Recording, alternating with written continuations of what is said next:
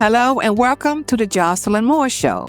I'm your host, Jocelyn Moore, and as always, we're here to inform, inspire, and entertain with dynamic conversations that matter.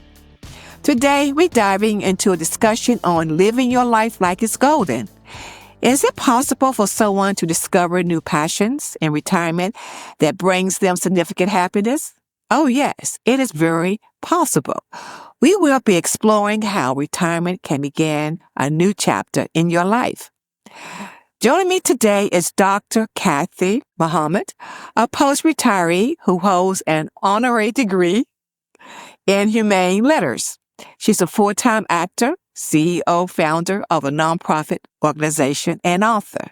Welcome to the show, Kathi. Thank you. Thank you for having me. Could you give us a little background about yourself? Yes, I'm here in the D.C. area. I'm an actress. I also have a nonprofit organization, and I'm also into health and wellness as an aquaspin instructor.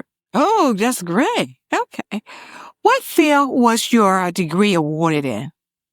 Yes, I was so excited because last year, Black History Month, I received a honorary PhD in humane letters because I've spent over 30 years in the community working in community service. What does the phrase mean, living your life like it's golden? Well, gold is really expensive, so you have to live and gold is a precious metal. Yes, it is. You have to live your life like, hey, there is no other day but today. So you live your life like it's golden, and the key is your life. So you live your life for you and for no one else. That's very important. For you, not someone else. A lot of people do that today for other people. Okay, very good point. Okay. When did you begin acting and what inspired you to pursue it? Well, ever since I was little, I always did like acting. When I was in the 6th grade, I redid The Wizard of Oz and I performed that. Yeah, I was in charge of the program, but also I performed as the Wicked Witch of the West. So I've always liked acting. Yeah, in high school, in the drama club, college, in the drama club.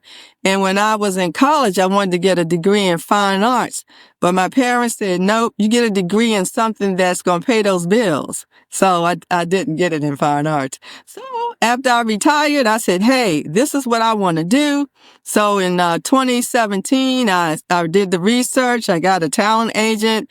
I went to different opportunities as far as learning how to act. And I've been doing really great since 2017. Oh, all right. Could you tell us a little bit about your experience performing in theater productions in D.C. and Atlanta?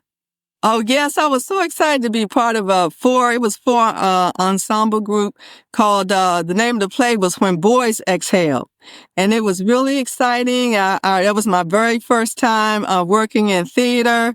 And I really enjoyed it. It takes dedication, and we were rehearsing like 3 to 4 days a week.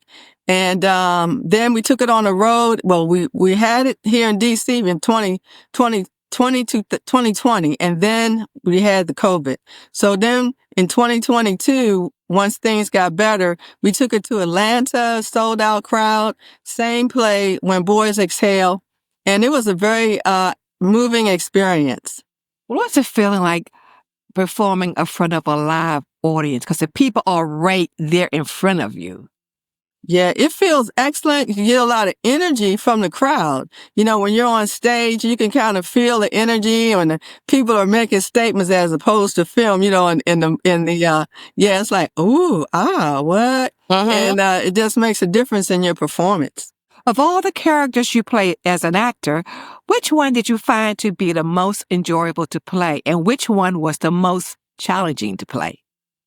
Okay, the most enjoyable one to play was the one where I played a mom. My name was Miss Sheila, and I was trying to get on the same level with my son. We had difficulties, and we tried to understand each other. And because I have sons, it was really a rewarding experience for me. And I say the most difficult was I just finished one, and right now it's on an all-black platform called Conspirators, and that was a homeless lady. So I didn't really have a reference for being homeless, so I had to work hard to develop that character. So that was, it was difficult because I didn't have a reference, but I did it very well. Very challenging. It was challenging. Took a lot of energy out of you. Yeah, definitely did because, I looked at videos of homeless ladies and, just, went over what a homeless person's persona would be like. And if that's not what you're familiar with, you have to do the work. You have to do the research. Tell us a bit about the different mediums that you worked in throughout your acting career. And is there one that you really enjoyed the most? Yes, I've done infomercials. I've done public service announcements, commercials. I've done series, films, and I've also, as I said, we did theater too. But I tell you what I'm most proud of is that here in D.C. there's a museum. It's called the People's White House Museum across the street from the White House, and I auditioned for a role where it's a mini documentary that was filmed inside of the People's Museum. It's a simulation of the White House State Dinner, and I play the role of the Secretary of Transportation. So when visitors come and they go upstairs into that area, they'll see me on the screen, on the big screen, as a Secretary of Transportation, and I'm very proud of that because people will be seeing me for years and years to come. And I believe that made me a part of history for our downtown museums. Very exciting. So you're famous. Yeah. Can you share your thoughts on winning the 2023 Top 10 DMV Actress Award and the 2023 and 2024 Best Supporting Actress Award? Well, yes, I was so excited to receive the 2023 Top 10 Women's Award here in the D.C. area from the World Music Festival. It was very exciting to receive it, and it was also, I was very appreciative that people noticed my work, and it was a vote. You had to vote on who would receive the award. So I really appreciate that people noticed my work and thought it was worthy of me getting an award. And the same thing for the 2023-2024 Music and Movie Awards. I won that. I got that award. I guess it was back there in November. And I was so excited to receive those because one of the awards was for singing. And I'm not a singer, but in one of the movies that I was in, I did sing just for a few seconds to my grandson, who had been hurt. So he was in a hospital bed. And, I appreciate that I was nominated for that. And then for And then also I won that. And then I won a second one for Best Supporting Actress because I do a lot of supporting roles. Well, that sounds wonderful. Okay. You are a recurring co-host on the Four Sisters live show. Briefly explain to our viewers what the show is about. Yes, the Four Sisters Live Show is it comes under the umbrella of an organization called Sisters for Sisters Network. And the Four Sisters Live Show comes on Saturdays from 12 to 1 p.m. on Facebook, the Four Sisters Live Facebook page. And what I really love about the podcast and the organization is it provides information to the community. So there are 4 pillars that the organization is based on, and Four Sisters Live incorporates education, entrepreneurship, domestic violence, and also health and wellness. So each week, one of the hosts will take a topic. So I'm just excited to be called in when they need an extra co-host to help with that because I believe that education, communication, and information makes a community great. That's true. You're a busy woman, aren't you? Yeah. You're extremely busy. Well, let's talk about retirement and aging. All right. Okay. When someone is post-retirement, what advice would you give them? Yes, I would tell you this. When you're thinking about after retirement, think about just take a minute, maybe go off to a park bench, or maybe just go to a restaurant where it's quiet, or maybe just sit at home in your quiet place and really, really think about what's your passion. Think about, what do I really want to do? If I wasn't afraid to do something, if I didn't care what people thought of me, what would I do?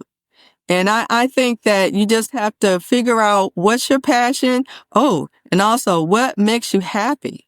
That's most important. What makes you happy? And it doesn't matter what anybody has to say. I think when you're retired, if you worked for many years, you put in your time. So now your time, put the time in you to do what you want to do. I tell people, think about retirement, what you want to do before you retire. Because some Yeah. people retire and say, I'm bored. Yeah. No, I'm bored. Well, I'm not. I'm not either. And that's another thing. I tell people that all the time. I tell them also to take care of their health, their mental health and their physical health, because when they retire, they want to be able to retire to something right. And they'll be able to do what they want to do. But you're right. You need to think about what do I like to do, before you retire? What's something I always want? That's what when I retired, I thought about, I didn't stick with it, but I thought about what did I want to do? So my husband and I were going to do a coffee business together.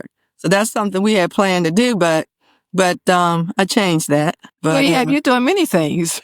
right, Okay. right. But I just sit there in a quiet place and think, Kathi, what do you want to do? Right. And that's where I came up with the things I'm doing now that makes me happy. Very good. That's the important thing, make you happy. How do you think society view aging? Well, first of all, I think society views aging as thinking that people that are older, like babies, or like they don't have all their wits about them, that they're like handicapped and they need a hand up. And it's like, what?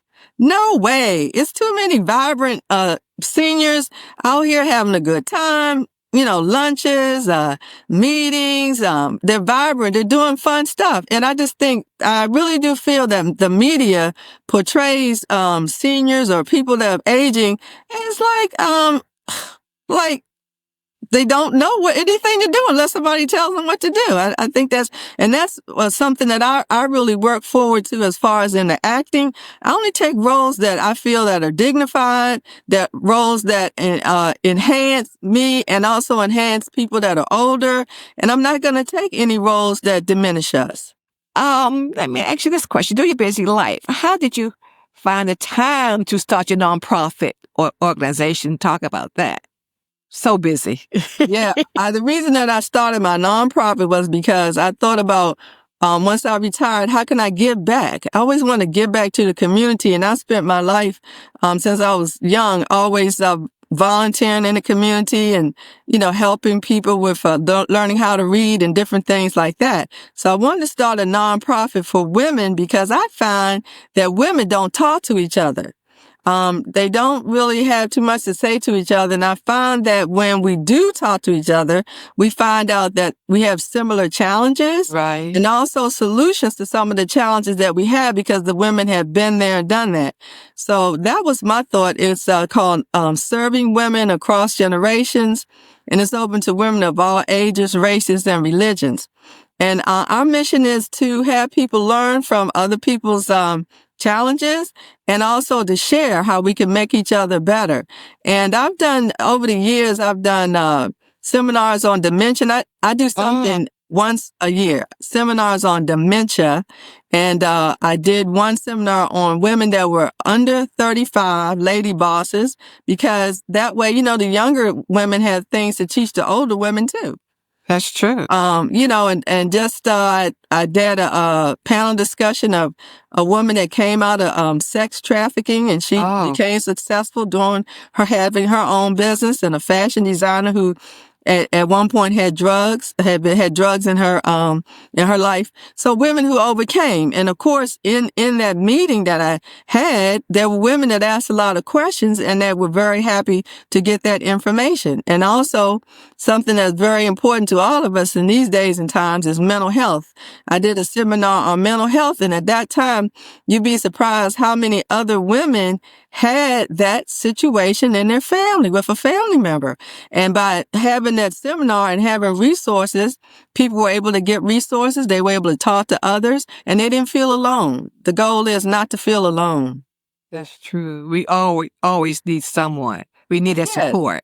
Yes. All right. What are some of the key aspects of the mission that you are most passionate about achieving?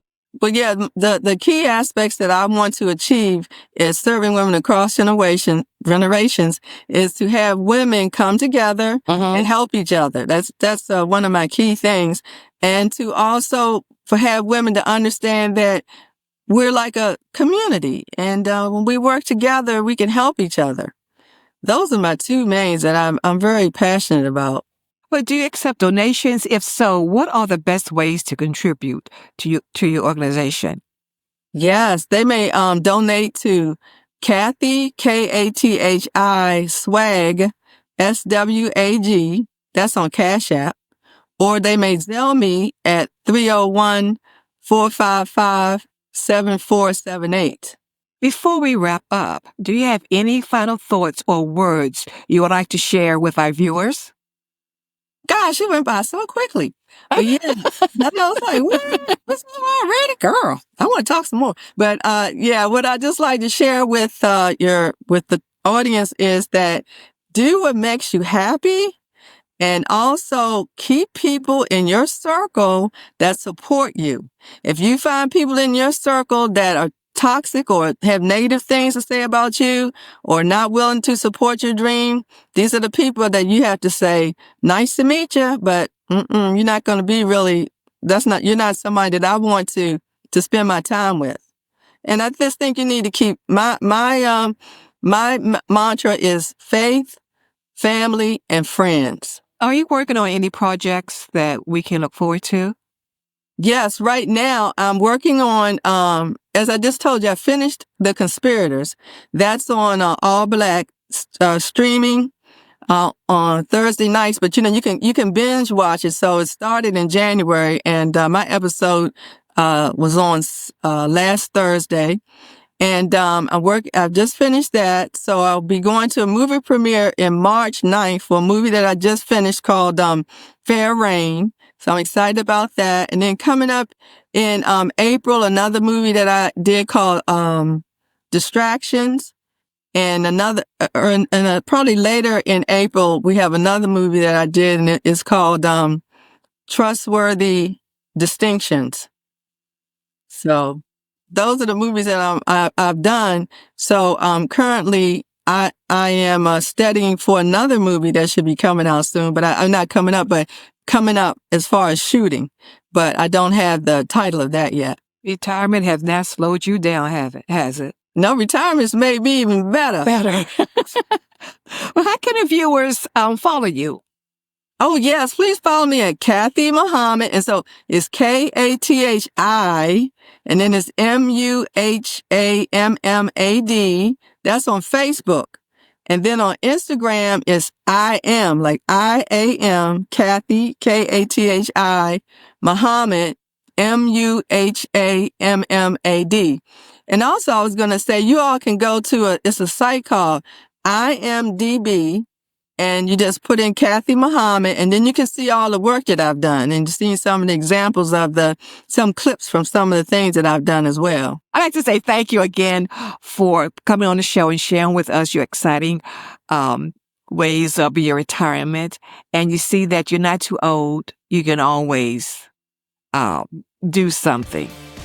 That's like retirement's not dead. You're not dead after you retire.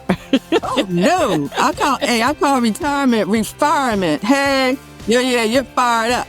And I just want to say that the sky's the limit, and the only person that's holding you back is you. Very good. Well, thank you so much. Well, thank you. For our viewers, if you like what you see, subscribe to the Jocelyn Moore Show. Want to be a guest on the show? Head over to our website, www.jmentertainment.info. On the homepage, click on About and follow directions to be a guest. And to our viewers at home, thank you for tuning in. Until next time, take care and keep watching.